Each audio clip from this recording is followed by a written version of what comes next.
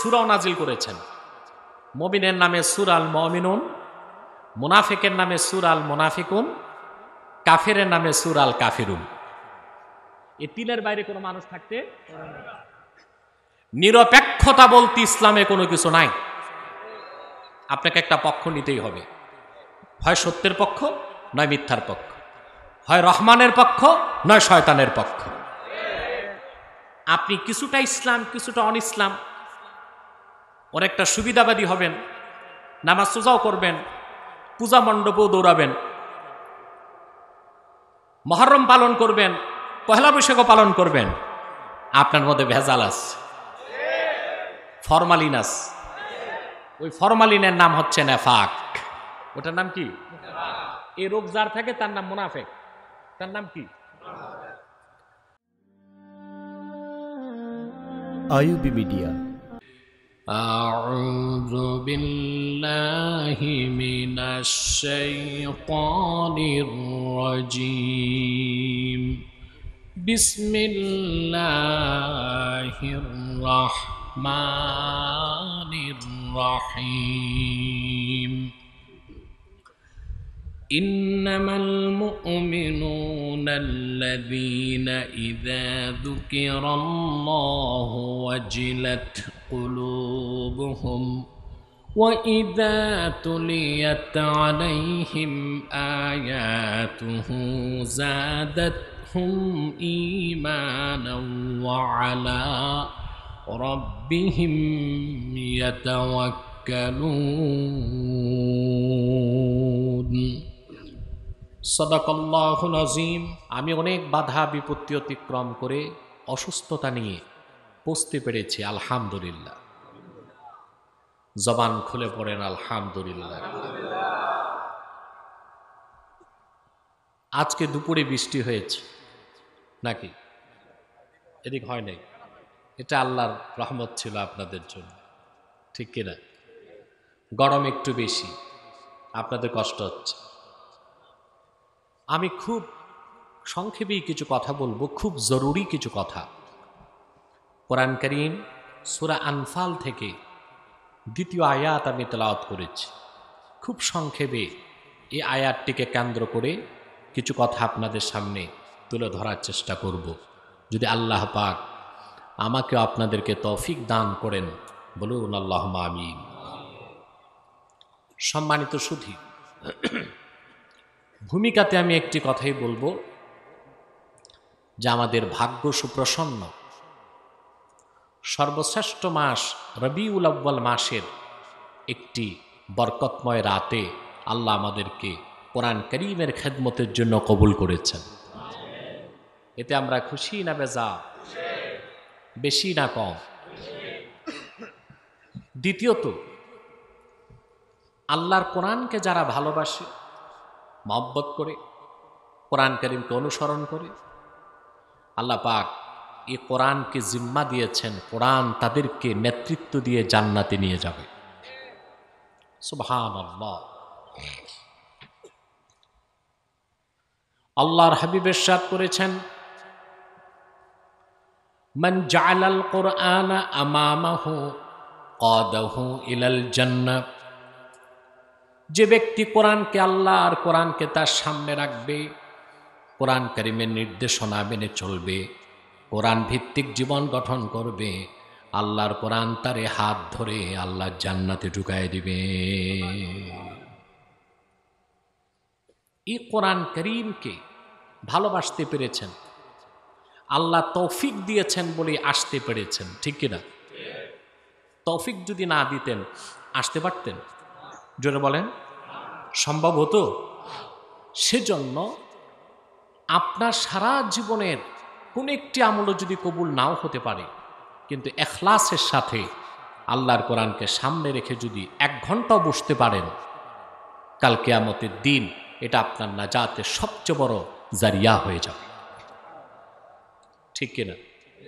তা আমরা আসতে পেরেছি, আল্লাহ খুশি, আমরা খুশি, ফেরেশতাকুল খুশি, মাখলুকাত খুশি, সব খুশি, শুধু বেজার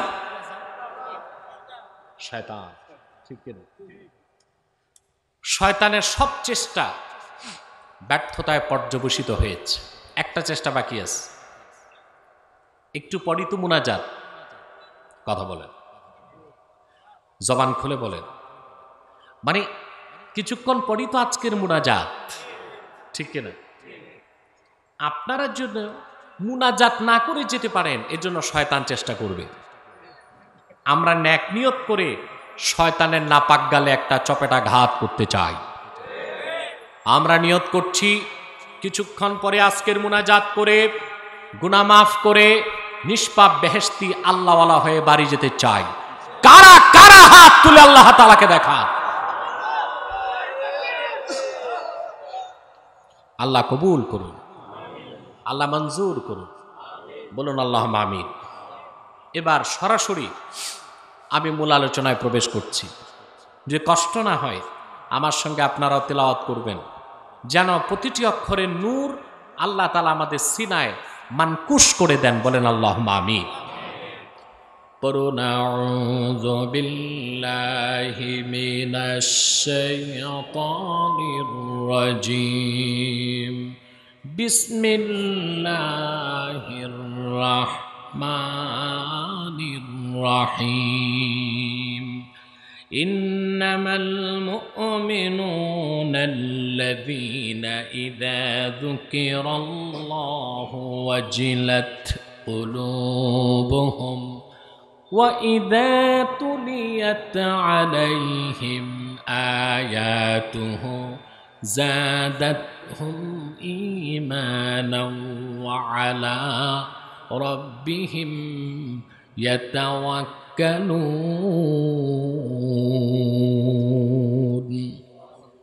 صدق الله العظيم।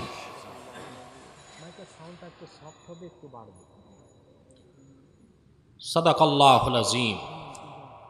পড়ুন সাদাকাল্লাহুল আযীম ওয়া সাদাকা রাসূলুহুন নবিয়্যুল কারীম ওয়া নাহনু আলা যালিকা মিনাশ শাহিদিন ওয়াশ শাকিরিন ওয়াল হামদুলিল্লাহি রাব্বিল আলামিন।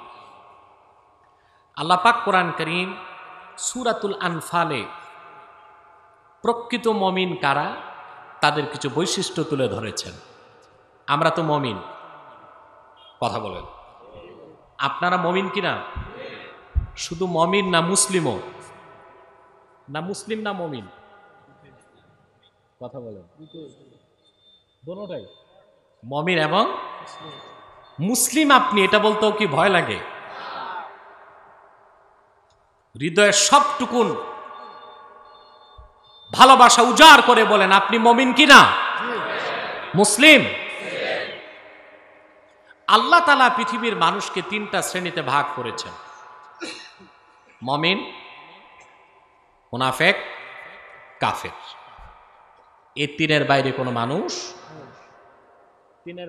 মানুষ এই জন্য 3 নামে সূরা নাজিল করেছেন। মুমিনের নামে সূরা আল মুমিনুন, মুনাফিকের নামে সূরা আল মুনাফিকুন, কাফেরের নামে সূরা আল কাফিরুন। এই 3-এর বাইরে কোনো মানুষ থাকতে নিরপেক্ষতা বলতে ইসলামে কোনো কিছু নাই। আপনাকে একটা পক্ষ নিতেই হবে, হয় সত্যের পক্ষ নয় মিথ্যার পক্ষ, হয় রহমানের পক্ষ নয় শয়তানের পক্ষ। আপনি কিছুটা ইসলাম কিছুটা অন ইসলাম, অনেকটা সুবিধাবাদী হবেন, নামাজ রোজাও করবেন, পূজা মণ্ডপেও দৌড়াবেন, মুহররম পালন করবেন, পহেলা বৈশাখও পালন করবেন। আপনার মধ্যে ভেজাল আছে, ফরমালিন আছে। ওই ফরমালিনের নাম হচ্ছে নেফাক। ওটার নাম কি? এই রোগ যার থাকে তার নাম মুনাফিক। তার নাম কি?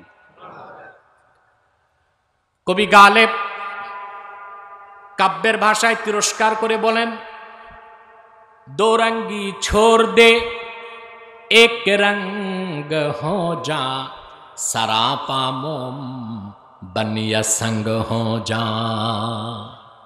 দুই রং ছাড়ো, এক রং ধরো। হয় তুমি ইমানের পোশাক পরিধান করে মোমের মতো গলে খাঁটি মুমিন হয়ে যাও, কিংবা পাথরের মতো শক্ত হয়ে কাফের হয়ে যাও। কিছুটা ইসলাম, কিছুটা অন ইসলাম, কিছু দিনদারি, কিছু বদ্দিনী, তাওহীদকে বিশ্বাস করবা আবার শিরককে লালন করবা। এটা মুসলমানের চরিত্র নয়, এটা লেবাসধারী মুনাফিকের চরিত্র। আল্লাহ ভাগ করছেন তিন শ্রেণীতে মানুষ। কয় শ্রেণী? মুমিন, মুনাফিক, আপনার স্টেজে ম্যারাথন বন্ধ করেন, দৌড়াদৌড়ি, ডিস্টার্ব হয় আমার।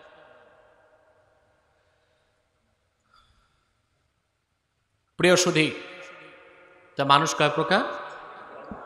তিনের বাইরে কোনো মানুষ। বলবেন তো মুশরিক কোথায়? প্রশ্ন আসে না? মুশরিক কাফেরের অন্তর্ভুক্ত। প্রত্যেক কাফের, ইন্না বাইনাল কাফিরি ওয়াল মুশরিকি ওয়াজহাল উমুমি ওয়াল খুসুস। প্রত্যেক কাফের মুশরিক নাও হতে পারে, কিন্তু প্রত্যেক কাফের অবশ্যই, প্রত্যেক মুশরিক অবশ্যই কাফের। সেজন্য মুশরিক কোন শ্রেণীর ভিতরে? আল্লাহ পাক সূরা বাইয়িনাতে বলেছেন, لم يكن الذين كفروا من أهل الكتاب والمشركين منفكين حتى تأتيهم البينة رسول من الله يتلو صحفا مطهرة كفروا من أهل الكتاب والمشركين। যারা কাফের হয়েছে মুশরিকদের মধ্য থেকে এবং আহলে কিতাব থেকে। তাহলে মুশরিক কোন শ্রেণীতে? তাহলে মানুষ কয় প্রকার? শক্তি দিয়ে বলেন কয় প্রকার? মুমিন, মুনাফিক, কাফের। যেহেতু আমরা মুমিন, ভেজাল মুক্ত মুমিন হতে হবে। ভেজাল মুক্ত মুমিন কে? আল্লাহ সেই কথাটি কোরআন কারীমে বলে দিয়েছেন। আল্লাহ রাব্বুল আলামিন বলেন, ইন্নামাল মুমিনুনা আল্লাযীনা ইযা যুকিরাল্লাহু ওয়াজিলাত কুলুবুহুম ওয়া ইযা তুলিয়াত আলাইহিম আয়াতুহু যাদাতুহুম ঈমানাও ওয়া আলা রাব্বিহিম ইয়াতাওয়াক্কালুন।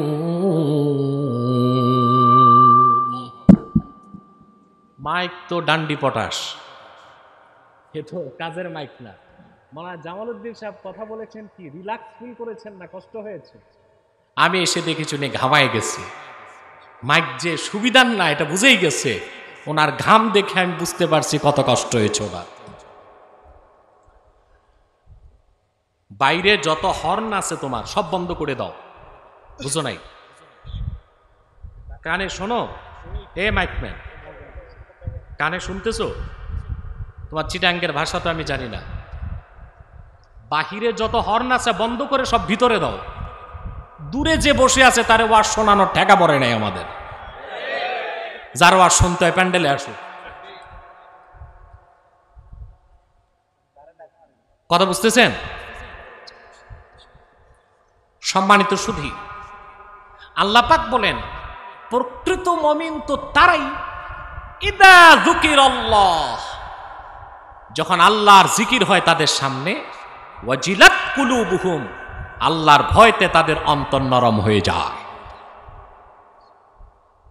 সুবহানাল্লাহ, জোরে বলে গুনাহ হবে। ওয়া ইযা তুলিয়াত আলাইহিম আয়াতুহু, আর যখন তাদের সামনে আল্লাহর কোরআনের আয়াত তেলাওয়াত হয়, যাদাতহুম ঈমানা, কোরআনের তেলাওয়াত তাদের ঈমানকে বৃদ্ধি করে দেয়। ওয়া আলা রাব্বিহিম ইয়াতাওয়াক্কালুন, আর তারা নিরঙ্কুশভাবে একমাত্র আল্লাহর উপর ভরসা করে। বলেন সুবহানাল্লাহ। বাড়াও আওয়াজ, সাউন্ড বাড়াও।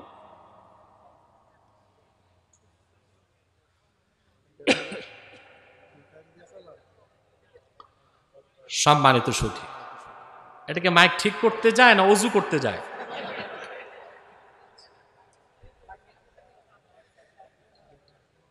আপনারা প্যান্ডেল সুন্দর করেছেন, আয়োজন তো ভালো, মূল জায়গাতেই তো গলা দাবায় রাখছেন।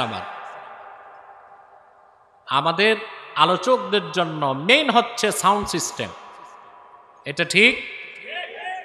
তাহলে মাহফিল সুন্দর চলে। এখানে ডিস্টার্ব হলে আপনার প্রথম এফেক্ট হয় যিনি আলোচক, তার সাইকোলজিক্যাল অ্যাটাক হয়, মনস্তাত্ত্বিক বিপর্যয় ঘটে।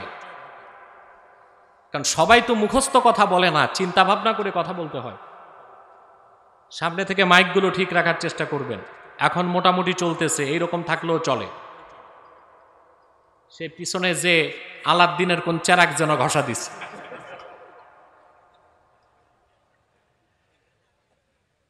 এটা মনে হয় মেইন মাইকম্যান না, অপারেটর। এটা সাগরের উস্তাদ, যে মনে হয় ঘুম দিছে ভাত খেয়ে।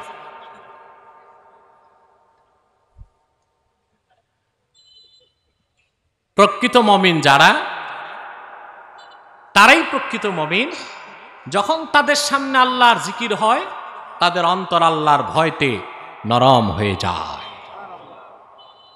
প্রশ্ন হলো, এখানে যে জিকিরের কথা আল্লাহ বলেছেন, এটা কোন জিকির? জিকির নিয়ে আমাদের দেশে অনেক বাড়াবাড়ি আছে, মতভেদ আছে, ইখতিলাফ আছে, ঠিক কিনা? আল্লাহ তাআলা অনেকগুলো বিষয়কে কোরআনে জিক্র বলেছেন। কোন একটা জিকিরকে আপনি অস্বীকার করলে ঈমান নষ্ট হয়ে যাবে। যেমন মৌখিক জিক্র, আল্লাহ, সুবহানাল্লাহ, আলহামদুলিল্লাহ, এই জিকিরগুলো অনেক সওয়াব। জিকিরগুলো কি? কিন্তু নফল। কিন্তু কি? মৌখিক জিকিরের কথা কোরআনেও আছে, হাদিসেও আছে। আমাদের দেশে যেমন কিছু কিছু বিতর্কিত বক্তা বলে থাকে যে মুখে আল্লাহ আল্লাহ জিকির, এটা কোরআন হাদিসে কোথাও নাই। না, এটা তাদের ভুল কথা। আল্লাহ পাক কোরআন কারীমে বলেছেন, ফাসকুর ইসমা রাব্বিক। মুহাম্মদ সাল্লাল্লাহু আলাইহি সাল্লাম, আপনার রবের নামের জিকির করুন। রবের জিকির না রবের নামের? জোরে বলেন, বলেন তো আমার রবের সবচেয়ে বড় নাম কি?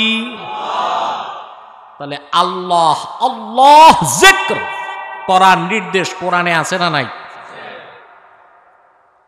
সহিহ বুখারীর হাদিস, আল্লাহর হাবিব ইরশাদ করেছেন, জাদ্দিদু ঈমানাকুম, তোমরা তোমাদের ঈমানকে তাজা করো। সাহাবায়ে কেরাম প্রশ্ন করলেন, কাইফা নুজাদ্দিদু ঈমানানা ইয়া রাসূলুল্লাহ, কেমন করে আমরা আমাদের ঈমানকে তাজা করব? আল্লাহর হাবিব বললেন, কাসসিরু লা ইলাহা ইল্লাল্লাহ, বেশি বেশি পড়ো লা ইল্লাল্লাহ। আপনারা লা ইলাহা ইল্লাল্লাহ পুরা পড়েন না অর্ধেক পড়েন? আমাদের দেশে আবার অর্ধেক জিকির চালু আছে, শুধু ইল্লাল্লাহ। এটা সুন্নতের খেলাফ, এটা সুন্নতের খেলাফ। ইল্লাল্লাহ অর্থ কি? আল্লাহ ছাড়া। তো জিকির কি আল্লাহর হবে না আল্লাহ ছাড়ার হবে?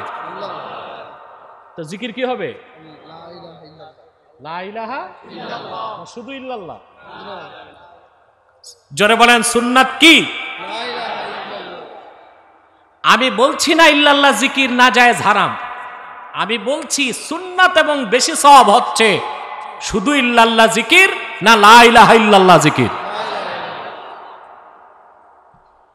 সহিহ বুখারীর অন্য হাদিস, আল্লাহর হাবিব ইরশাদ করেছেন, লা তাকুমুস সাআতু হাত্তা ইউকালা আল্লাহু আল্লাহ, যতক্ষণ পর্যন্ত এই ভূপৃষ্ঠে জমিনের উপর আল্লাহ আল্লাহ বলার মানুষ থাকবে, আল্লাহ আল্লাহ জিকির হবে, ততক্ষণ কিয়ামত হবে না। তাহলে মৌখিক জিকির আছে না নাই? করবেন, করেন না আপনার কিসমত খারাপ, কিন্তু করা যাবে না এইরকম ফতুয়া দিয়ে উম্মতের মধ্যে ফিতনা সৃষ্টি করবেন না। আল্লাহ তাআলা সালাতকে, নামাজকে জিকির বলেছেন। কি বলেছেন? হযরত মুসাকে আল্লাহ তাআলা ডাক দিয়ে বললেন, وأنا اخترتك فاستمع لما يوحى إنني أنا الله لا إله إلا أنا فاعبدني وأقم الصلاة لذكري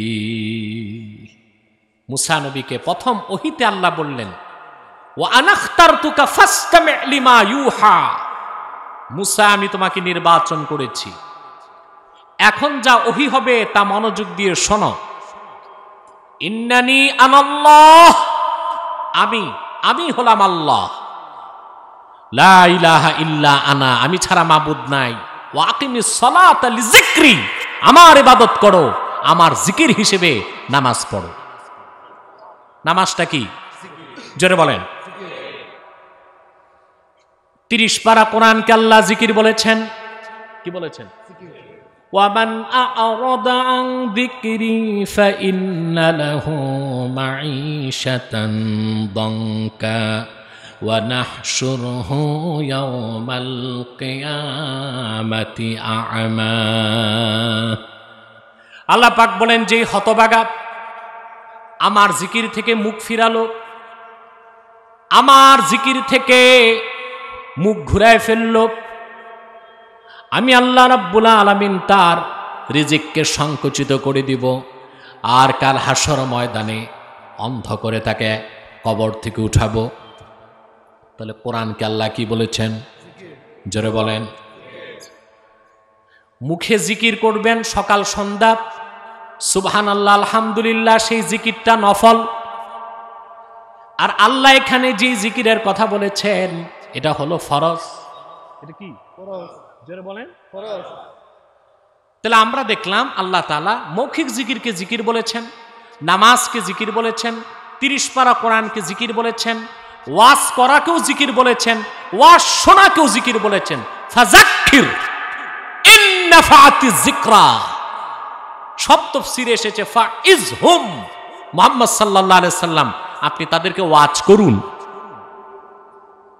এটাকে আল্লাহ জিকির বলেছেন কি বলেছেন ওয়াজ করা কি জোরে বলেন কি শোনা কি কেমন জিকির এই জিকির যতক্ষণ চলে আসমানের সব দরজা খোলা থাকে বারাকাত কারামাত ফুয়ুজাত আসতেই থাকে বলেন সুবহানাল্লাহ আমরা তো টের পাই না মুসলমান করোনাতে সারা দুনিয়া বিপর্যস্ত হয়েছে বাংলাদেশ ক্ষতির থেকে বেঁচেছে বাঁচে নাই এটা কি সরকারের কৃতিত্ব মেডিকেল সায়েন্সের কৃতিত্ব পৃথিবীতে সর্বাধুনিক প্রযুক্তি সম্পন্ন মার্কিন যুক্তরাষ্ট্র করোনার আঘাতে বিপর্যস্ত হয়েছে গোটা পশ্চিমা দুনিয়ার অর্থনীতি ভেঙে টুকরা টুকরা হয়ে গেছে সে দেশের হসপিটালগুলোতে মৃত মানুষের লাশ রাখার জায়গা পর্যন্ত ছিল না বাংলাদেশে 17,46 লক্ষ মানুষ সে দেশে কতজন আর মরেছে জনসংখ্যার হিসাবে কেন বেঁচে গেল বাংলাদেশ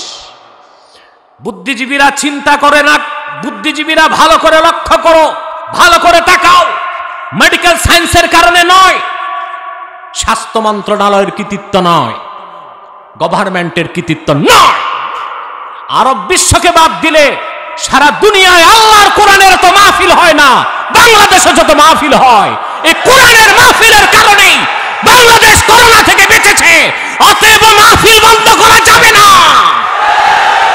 যতদিন পূর্বাকাশে সূর্য উদিত হয়ে পশ্চিমে ডুববে যতদিন বাংলাদেশের স্বাধীনতা টিকে থাকবে আল্লাহর কোরআনের মাহফিল চলবেই চলবেই চলবে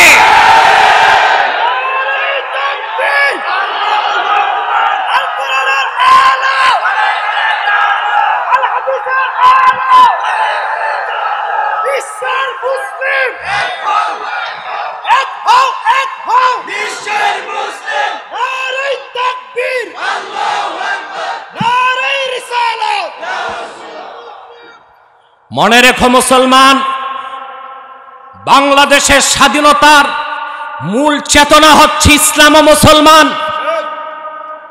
ইসলাম যতদিন বাংলাদেশে থাকবে মুসলিম জাতিসত্তা যতদিন বাংলাদেশে থাকবে বিদেশি কোন আগ্রাসী শক্তির পক্ষে স্বাধীন বাংলায় বিষাক্ত দাঁত বসাতে দেওয়া হবে না। কোটি কোটি মুসলমান যত প্রভাবশালী আগ্রাসী শক্তি হোক, তাদের কালো হাতকে ভেঙে টুকরা টুকরা করে দিবেন ইনশাআল্লাহ। আবার ভাইরা, কোরআন হচ্ছে এমন এক জিক্র যা তেলাওয়াত হলে রহমত আসে, শুনলে রহমত আসে। সুবহানাল্লাহ। কোরআনকে আল্লাহ জিকির বলেছেন। কথা বুঝতেছেন? এখানে জিকির বলতে কোনটা বুঝিয়েছেন, এটা হচ্ছে প্রশ্ন। আল্লাহ রাব্বুল আলামিন বলেন, ইন্নামাল মুমিনুনা আল্লাযীনা ইযা যুকিরাল্লাহু ওয়াজিলাত কুলুবুহুম ওয়া ইযা তুলিয়াত আলাইহিম আয়াতুহু যাদাতুহুম ঈমানাও ওয়া আলা রাব্বিহিম ইয়াতাওয়াক্কালুন। প্রকৃত মুমিন তো তারাই, ইযা যুকিরাল্লাহ, যখন তাদের সামনে আল্লাহর জিকির হয়। আল্লাহ অনেক কিছুকে জিকির বলেছেন না? আরে বাবা কথা বলো, এখানে কোন বিষয়কে জিকির বলেছেন? প্রসিদ্ধ সব তাফসীরে এসেছে, ইযা যুকিরা ইনদাহুম আহকামুল্লাহ, যখন তাদের সামনে আল্লাহর বিধান, আল্লাহর আইনকে তুলে ধরা হয়, সেই বিধানকে ও আইনকে মানার জন্য তাদের অন্তর প্রস্তুত হয়ে যায়। সুবহানাল্লাহ বলবেন। তাহলে আল্লাহ তাআলা আহকামে শারঈয়্যা, শরিয়া ল অফ শরিয়া, শরিয়া আইন কানুন বিচারকেও আল্লাহ তাআলা কোরআন কারীমে জিকির বলেছেন। কি বলেছেন? জিকির। কিন্তু এই জিকিরের কথা আমাদের দেশে কম উচ্চারিত হয়। পীর সাহেব যারা আছেন সকাল সন্ধ্যা নফল জিকিরের তাকিদ দেন, কিন্তু আহকামুল্লাহ, আহকামে শারঈয়্যা, কোরআন কারীমের আইন ও কানুন ও বিধানের কোনো কথাই তারা বলেন না। তার মানে নফল জিকির ধরলেন, ফরজ জিকির ছাড়লেন। আগে কি? তারপরে ওয়াজিব, তারপরে সুন্নাত, তারপরে। আমি কি কথা বুঝাতে পারলাম? তাহলে জিকির নিয়ে বাড়াবাড়ি চলবে না, মৌখিক জিকির তা করতে হবে, তবে নফল, ঠিক কিনা? 5 ওয়াক্ত নামাজ জিকির, তবে ফরজ, ঠিক কিনা? আহকামে শরিয়া, শরীয়তের বিধিবিধানকে বিশ্বাস করাও ফরজ, তা বাস্তবায়ন করাও ফরজ। এক কথায় বলতে পারেন কোরআনের আইন, এটা জিক্র। এটা কি? আমরা কোরআনের আইনকে বিশ্বাস করি। আমার দেশে আমি আগেই বলেছি অনেক ফরমালিন যুক্ত মুসলমান আছে, দাড়ি টুপি জুব্বা কুর্তা, জিকির ফিকির ঠিক আছে, কিন্তু ইসলামী শাসন ব্যবস্থা, ইসলামী আইনকে, ইসলামী বিধানকে তারা বিশ্বাস করে না। তাদের ক্ষেত্রে আমি তাদেরকে 3 শ্রেণীর কোন শ্রেণীতে রাখবেন? মুমিন না মুনাফিক না কাফের? আল্লাহ কি বলেন সেটা শোনেন। আল্লাহ পাক বলেন, ওয়ামান লাম ইয়াহকুম বিমা আনজালাল্লাহু ফাউলাইকা হুমুল কাফিরুন। আল্লাহ তাআলা যা নাজিল করেছেন তার হাবিব মুহাম্মদ সাল্লাল্লাহু আলাইহি সাল্লামের মাধ্যমে মানব জাতির ইহকালীন কল্যাণ, পরকালীন মুক্তির জন্য যে বিধান, যে আইন, যে আহকাম আল্লাহ নাজিল করেছেন, সেটা যারা বিশ্বাস করবে না, আল্লাহ বলেন ফাউলাইকা হুমুল কাফিরুন। আল্লাহ তাদেরকে কি বলেছেন? আমাকে তো বদনাম দেন, আমি কথায় কথায় কাফের বলি, এজন্য আমি বলি নাই। কে বলেছেন? আল্লাহ। আল্লাহর সাথে ঝগড়া চলবে? চলবে? জিকির বুঝতেছেন? ভালো করে বুঝতেছেন?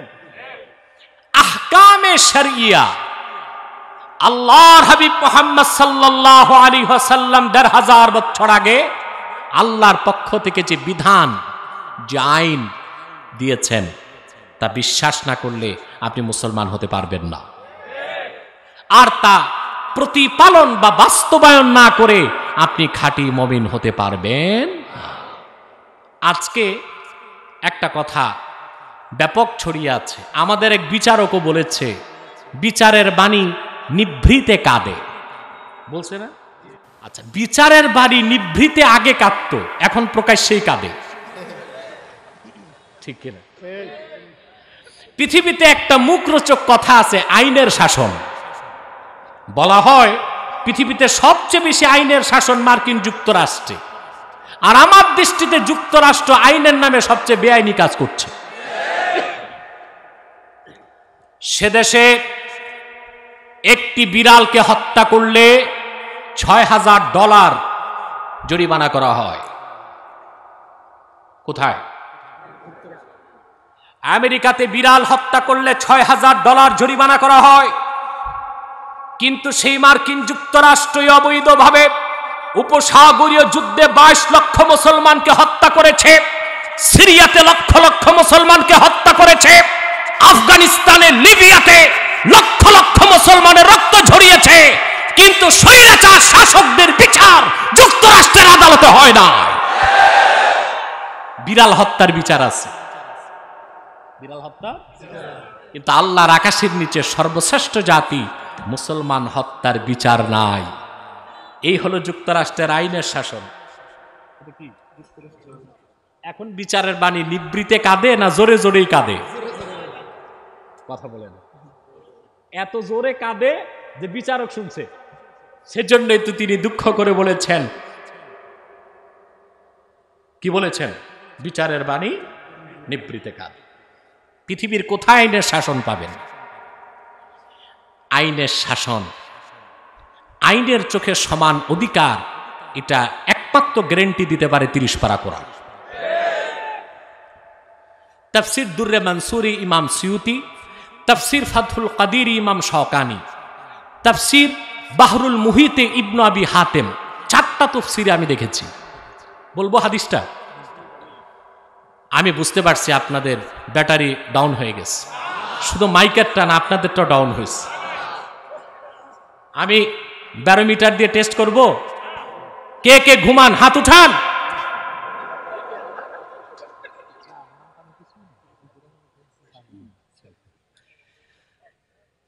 পরীক্ষায় তো ধরা খেয়ে গেলেন, ঘুমালে কি হাত তোলা যায়? প্রিয় সুধী, 4টি তাফসীরের কিতাবে আমি দেখেছি, আরো অনেক তাফসীরে থাকতে পারে, আমি 4টা তাফসীরে দেখেছি। 4টা তাফসীরের বরাত দিচ্ছি। রাসূল করিম সাল্লাল্লাহু আলাইহি ওয়াসাল্লামের কাছে 2 ব্যক্তি আসতেন বিচার প্রার্থনায়, একজন মুসলিম আর একজন ইহুদি। রাসূল করিম সাল্লাল্লাহু আলাইহি ওয়াসাল্লাম বিচার করে দিলেন। ইনসাফ বিচারের কারণে রায় পেল ইহুদি, ঠকে গেল কথিত মুসলিম।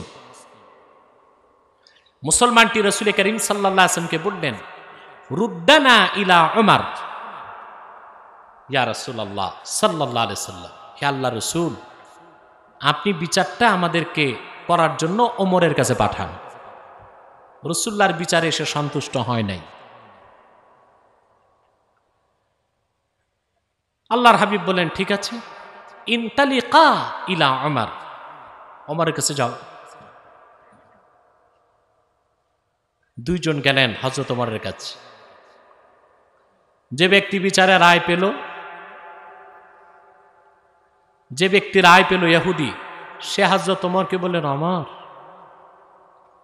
আল্লাহ রাসূল সাল্লাল্লাহু আলাইহি ওয়াসাল্লাম ইতিমধ্যে বিচার করে দিয়েছেন, আমি রায় পেয়েছি, তোমার এই মুসলিম ভাইটি রাসূলুল্লাহর বিচার মানে নাই, বলছে আপনি ওমরের কাছে পাঠান, আল্লাহ রাসূল তোমার কাছে পাঠিয়ে দিয়েছেন। হযরত ওমর সে মুসলিমকে জিজ্ঞেস করলেন, আল আমরু হাকাযা, ঘটনাটা কি এইরকমই? মুসলিম বলল, হ্যাঁ, আমি মুসলিম, আমি যাকাত দেই, আমি সদকা দেই, আমি জিহাদ করি, ন্যায় অন্যায় পরের কথা, আমি রায় পাবো, ইহুদি কেমন করে রায় পায়? হাদিস সাক্ষী হযরত ওমর 2 জনকে বললেন, মাকানাকুমা হাত্তা আরজিয়া ইলাইকুমা, 2 জন এখানেই দাঁড়িয়ে থাকো, আমি আসার আগ পর্যন্ত আমি এসে দ্বিতীয় বিচারটা করে দিব। হযরত ওমর ভিতরে গেলেন। ফা খারাজা ওমর ইলাইহিমা মুস্তামিলান আলা সাইফিহি। হযরত ওমর ঘর থেকে বের হয়ে আসলেন, তরবারি বের করলেন আর চিৎকার দিয়ে বললেন, আল্লাহর হাবিব মুহাম্মদ সাল্লাল্লাহু আলাইহি ওয়াসাল্লামের ফয়সালা, রায় কিংবা বিচারকে যে মানে না, আমি ওমরের দৃষ্টিতে আল্লাহর আকাশের নিচে বেঁচে থাকার কোনো অধিকার তার নাই। এই কথা বলে তরবারির এক আঘাতে সেই কথিত মুসলিমের গর্দান তিনি উড়ায় দিলেন। ইহুদি এই দৃশ্য দেখে একটা দৌড় দিছেন যে মুসলমানকে যদি কতল করে ফেলে তা আমার যে কয় টুকরা করে তার তো হিসাব নাই। ইহুদি দৌড়িয়ে আসলো আল্লাহর হাবিবের কাছে,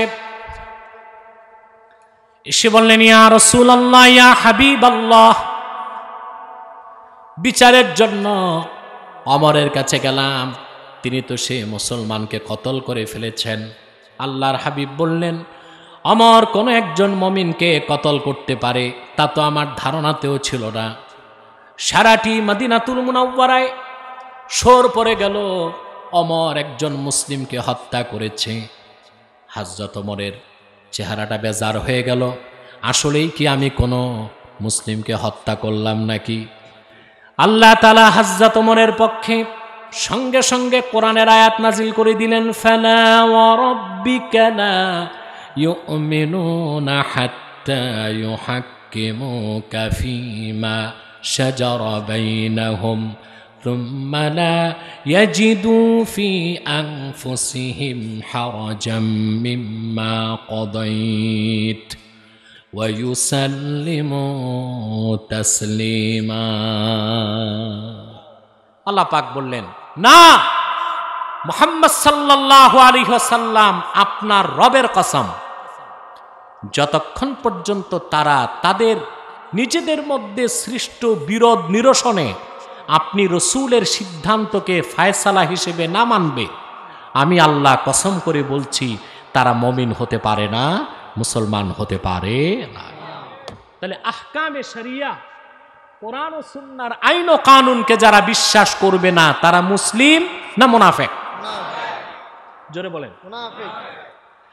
এই হাদিসের মাধ্যমে আমরা দুটো জিনিস দেখলাম, আহকামে শরঈয়া, শরঈ বিধিবিধানকে মানা ছাড়া মুসলমান হবার সুযোগ নাই। দ্বিতীয় আরেকটা জিনিস দেখলাম, আল্লাহ ও তার রাসূল যে আইন দিয়েছেন পৃথিবীর মানুষকে, সে আইনের চোখে সবাই সমান। রায় পেয়েছে কি মুসলিম না ইহুদি? এটা আইনের শাসন। এটা কি আইনের শাসন? জোরে বলেন। এটা আইনের শাসন। সহিহ মুসলিমে হাদিস নাম্বার যতটুকু আমার মনে পড়ে 4505, হাদিস সংখ্যাটা ভুল হতেও পারে, সহিহ মুসলিমের হাদিস। কুরাইশ বংশের এক মেয়ে চুরি করছে, আল্লাহ রাসূল সাল্লাল্লাহু আলাইহি ওয়াসাল্লাম হুকুম জারি করলেন তার হাত কাটো। রাসূলুল্লাহ কি বলেছেন? চোরের শাস্তি কি? জোরে বলেন। এখানে একটু পার্থক্য আছে। চোর দুই প্রকার, একটা স্বভাব চোর, একটা অভাব চোর। কয় প্রকার? দুই প্রকার। একটা কি স্বভাব চোর, আরেকটা অভাব চোর। অভাব চোর। বলেন তো ভাই, বুকে যদি সাহস থাকে, বাংলাদেশে অভাব চোর বেশি না স্বভাব চোর? স্বাধীনতার স্থপতি বঙ্গবন্ধু শেখ মুজিবুর রহমানের জীবনে সবচেয়ে বড় কষ্ট ছিল এটা। তিনি বলেছিলেন, সবাই পায় তেলের খনি, আমি পেয়েছি চোরের খনি। সেই চোর বাড়তেছে না কমতেছে? কথা বলেন। বাড়তেছে না? হ্যাঁ, এই দুঃখ করছেন কিনা বঙ্গবন্ধু? সবাই পায় কিসের খনি? তেলের খনি। আমি পাইছি চোরের খনি। এদেশের লোক গরিবের কম্বলগুলো চুরি করে বেচে ফেলছে। আজ চোর কম্বল চোর নাই, রিলিফ চোর আছে, ডিজিএফ কার্ড চোর আছে, রোহিঙ্গাদের ত্রাণ চোর আছে, আছে না নাই? এরা অভাব চোর না স্বভাব চোর? ঘড়ি চোর, জুতা চোর, এটা অভাব চোর। এটা কি? বাংলাদেশে বাংলাদেশ সরকার তার কর্মকর্তা কর্মচারীদের বেতন দেয় প্রতি বছর প্রায় ৮০,০০০ কোটি টাকা। কত? ৮০,০০০ কোটি টাকা। চিন্তা করতে পারেন আপনি? সারা বাংলাদেশটা পরিচালনা করে কতজন জানেন? ১৮৭০ জন। কতজন? মানুষ আছে কত? ১৭,৪৬,০০,০০০। নতুন জরিপ ১৭,৪৬,০০,০০০। আর এই পুরা দেশ ১৭,৪৬,০০,০০০ মানুষকে শাসন করছে কতজন মানুষ? আমলা কামলা, ঊর্ধ্বতন কর্মকর্তা, মধ্যম কর্মকর্তা, নিম্ন কর্মকর্তা, মোটে ১৮৭০ জন। এই ১৮৭০ জনের বেতন, দেশে যারা তাদের বেতন দিচ্ছে সরকার ৮০,০০০ কোটি টাকার উপরে, উল্টো তারা ঘুষ খাচ্ছে বছরে ১২,০০০ কোটি টাকা। কত? তাদের তো অভাব নাই, গাড়ি আস, বাড়ি আস, নারী আস, কারো কারো বউ ৩-৪টা আস। এ অফিসারদের গাড়ি কি? বিলাসবহুল গাড়ি। আপনার বড় অফিসারদেরকে দেওয়া হচ্ছে এখন V8, ১.৫ কোটি ২ কোটি টাকার গাড়ি, বিলাসবহুল বাড়ি, ফার্স্ট ক্লাস লাইফ স্টাইল। তারপরও তারা ফাইল ঠেকায়া চুরি করে কিনা? একটা প্রাইমারি স্কুল মঞ্জুরি করতে যাবেন ৩-৪ লাখ টাকা ঘুষ দিতে হবে সচিব মহোদয়কে, ঠিক কিনা? এরা কি অবাবচোর না স্বভাবচোর? ইসলামের হুকুম, কেউ যদি চুরি করে অভাবে, তারে প্রথমবার মাফ করো। কি করো? শরীয়ত মেকদার দিয়েছে ১০ দেরহাম। ১০ দেরহামের কম যদি চুরি হয় তার হাত কাটো না, কারণ সে পেটের ক্ষুধায় চুরি করতে পারে। বেশি চুরি যেটা, ওইটা অবাবচোর না, ওটা স্বভাবচোরের কাজ। স্বভাবচোরের ক্ষেত্রে কোরআনের আইন হলো আস-সারিকু ওয়াস-সারিকাতু ফাকতাউ আইদিয়াহুমা জাযাআম বিমা কাসাবা নাকালাম মিনাল্লাহ। চোর পুরুষ হোক মহিলা হোক, তার হাত কাটো। কি কাটো?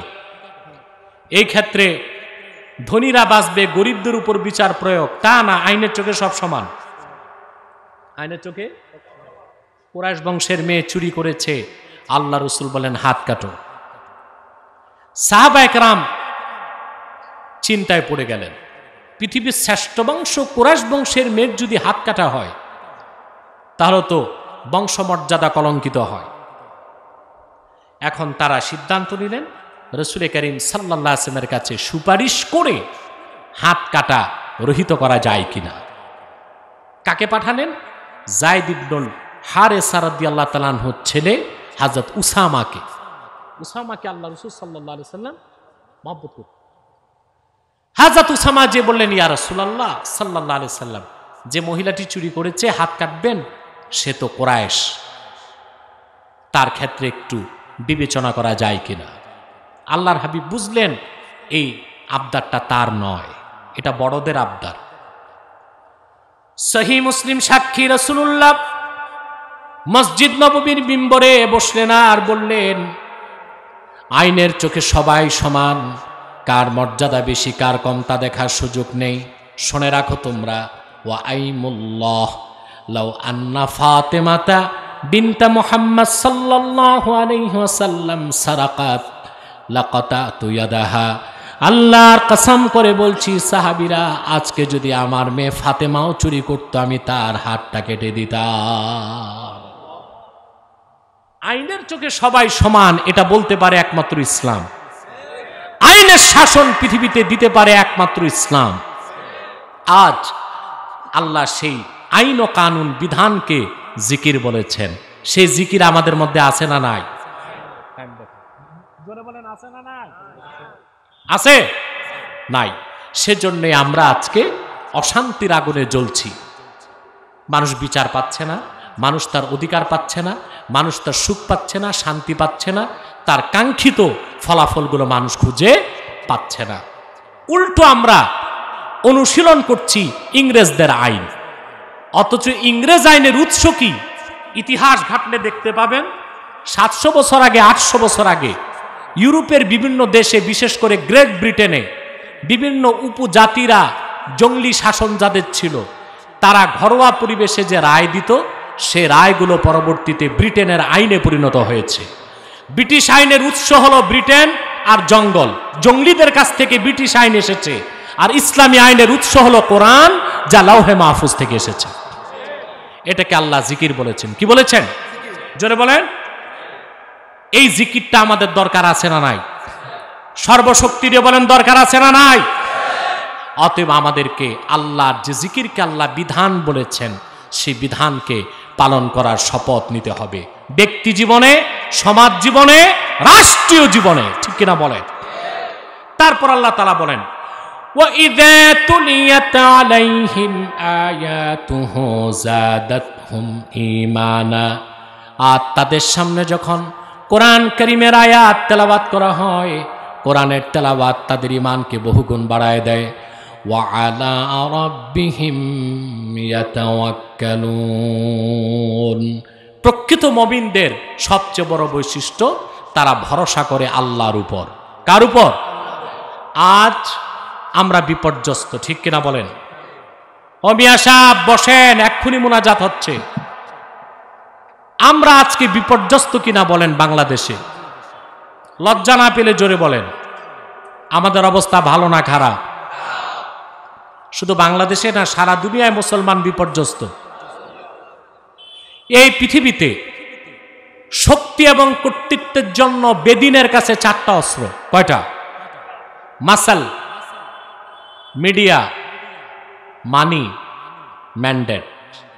কয়টা হলো? মাসাল পেশি শক্তি, মানি টাকা, ম্যান্ডেট সমর্থন, মিডিয়া এগুলো সব সংবাদ মাধ্যম। এই 4টা শক্তি কাদের কাছে বেশি দেখেন তো একটু? মাসাল, মিডিয়া, মানি, ম্যান্ডেট। দিনদারের কাছে না বেদিনের কাছে? যত সংবাদ মাধ্যম বিশ্বব্যাপী সব মুসলমানের হাতে না বেদিনের হাতে? টাকা পয়সা তাদের হাতে। ঠিক কিনা? জাতিসংঘের ম্যান্ডেট তাদের কাছে। ঠিক কিনা? আফগানিস্তানে হামলা, বাগদাদে হামলা, লিবিয়াতে হামলা, সিরিয়াতে হামলার ম্যান্ডেট যুক্তরাষ্ট্র নিয়েছে জাতিসংঘ থেকে। 4টাই তাদের কাছে আছে। তারপরও মুসলমানই বিজয়ী, কারণ তার কাছে সবচেয়ে বড় অস্ত্র হচ্ছে ঈমান। ঠিক কিনা? এই ঈমানকে মজবুত করতে হবে, আর তাওয়াক্কুল পুরাপুরি আল্লাহর উপর রাখতে হবে। সেটা আল্লাহ বলেছেন, খাঁটি মুমিনগণ ওয়া আলা রাব্বিহিম ইয়াতাওয়াক্কালুন, তারা নিরঙ্কুশভাবে মহান আল্লাহর উপর ভরসা করে, তাওয়াক্কুল করে আল্লাহর উপর। বলেন সুবহানাল্লাহ। আমার ভাইয়েরা, তাওয়াক্কুল কিভাবে আল্লাহর উপর করতে হবে, সেই শিক্ষা আল্লাহ পাক নবীগণের শিক্ষা থেকে কোরআন কারীমের মধ্যে তুলে ধরেছেন। তার ছোট্ট কয়েকটা দৃষ্টান্ত আমি কোরআন কারীম থেকে দিচ্ছি। হযরত ইব্রাহিমকে নমরুদ অগ্নিকুণ্ডে নিক্ষেপ করার জন্য কাঠের কামানের মধ্যে তাকে বেঁধে দিলেন। সামনে জ্বলন্ত অগ্নিকুণ্ড, দাউ দাউ করে আগুন জ্বলছে। কিছুক্ষণ পরে হযরত ইব্রাহিমকে সেখানে ফেলে দেওয়া হবে। কাঠের কামানের মধ্যে হযরত ইব্রাহিমের হাত বাঁধা, পা বাঁধা। এমন সময় সামনে তাকিয়ে দেখেন তিনি, আগুন দাউ দাউ করে জ্বলছে।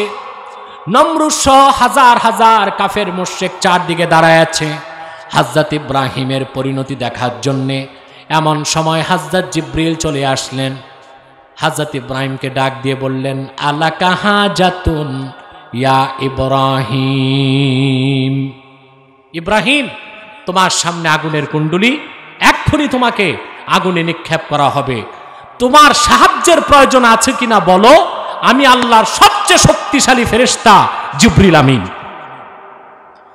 বিপদের সেই চরম মুহূর্তে হযরত ইব্রাহিম জিবরিলকে জবাব দিলেন, জিবরিল, আমার সাহায্যের প্রয়োজন আছে, কিন্তু তোমার কাছে জানতে চাই, হাজাতুন ইলাইকা আও ইলাল্লাহ, সেই সাহায্য মিটাবার জন্য সাহায্যের আবেদন তোমার কাছে করব, না যে আল্লাহর তাওহীদের জন্য জীবন দিচ্ছি সেই আল্লাহর কাছে সাহায্য চাইব।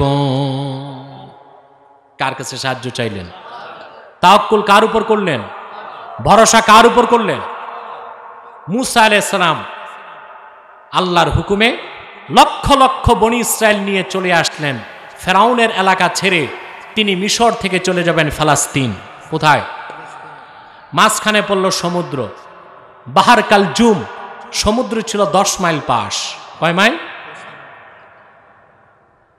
হযরত মূসা আলাইহিস সালামের সাথে মানুষ কত ছিল তার হিসাব নাই, যুবক ছিল 6 লাখ। কত? এই লক্ষ লক্ষ যুবক নিয়ে তিনি সমুদ্রের পাড়ে দাঁড়িয়ে আছেন। আবার বৃদ্ধ বলিতা দাঁড়িয়ে আছে। সামনে সমুদ্র, উত্তাল তরঙ্গমালা। পিছনে তাকায় দেখেন ফেরাউন তার 80,000 ঘোড়সওয়ার সৈন্য নিয়ে আসতেছে। মূসা আলাইহিস সালামের উম্মত হলো বনি ইসরাইল। কারা? জাতিতে এরা খুব ঘাটতেরা জাতি, ঠিক কিনা?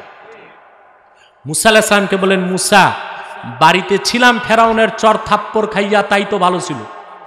এখন সামনে সমুদ্র, পিছনে তরবারি, ইন্না লামুদ্রাকুন, আমরা ধরা পড়ে গেছি, আর বাঁচার কোনো সুযোগ।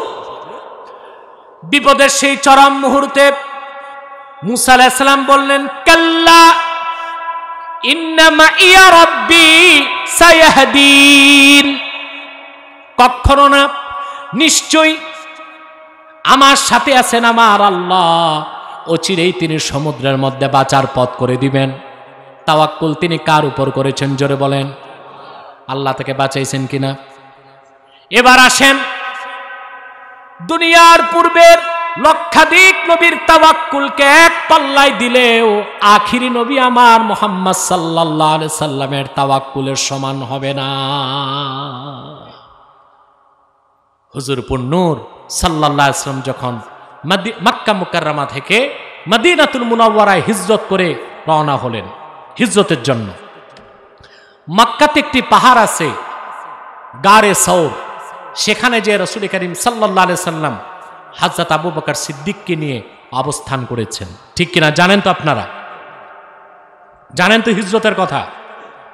পরের দিন সকালে আবু জেহেল 100 কাফেরকে নিয়ে তরবারি হাতে পদচিহ্ন দেখে দেখে গারে সৌরে চলে আসছে।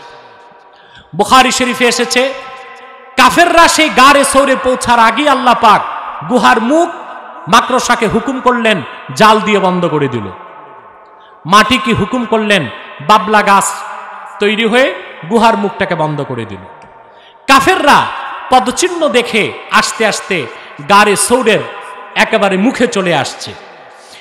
আল্লাহর হাবিবের সঙ্গে সিদ্দিকে আকবর বসা।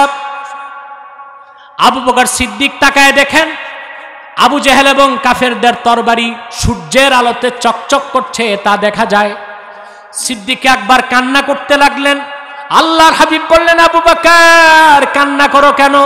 তিনি বললেন, ইয়া রাসূলুল্লাহ, ইয়া হাবিবাল্লাহ, আমি আবু বকরের জান আপনার কদমে কোরবান হয়ে যাক, তাতে আমার কোনো আফসোস নাই, কিন্তু আপনি আল্লাহর আখির নবী মুহাম্মদ সাল্লাল্লাহু আলাইহি ওয়াসাল্লাম, আজকে যদি কাফেররা আপনাকে শহীদ করে দেয় তাহলে আজ থেকে কাল কিয়ামত পর্যন্ত আল্লাহকে আল্লাহ বলার একজন মানুষও তো জমিনে থাকবে না।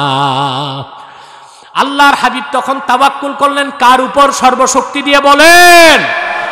আল্লাহর হাবিব বললেন, লা তাহজান ইন্নাল্লাহা মা'ানা, কোনো চিন্তা করো না, আল্লাহ আছেন আমাদের সাথে।